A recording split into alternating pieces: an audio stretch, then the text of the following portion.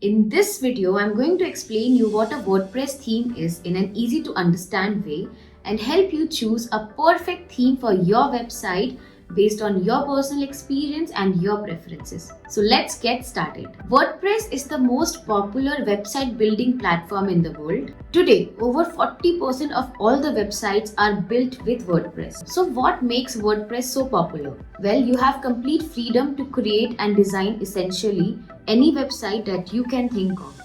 A fundamental component of creating a website with WordPress is choosing a website theme that's right for you and allow you to create your ideal website. A WordPress theme is a collection of CSS files and function.php files that define the look and feel of your website.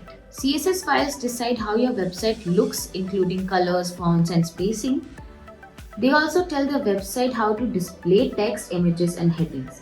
And functions.php files add extra features to your theme. It helps create custom menus, sidebars, and other functions that make your website work. Together, these files set up the look and feel of your website. To create a website, all you need to do is select a free or a paid theme. Hundreds and thousands of free and premium themes are available on WordPress repository. You can go ahead and check it out. And that's all about a WordPress theme. So in the next chapter, we'll see how to install a WordPress theme.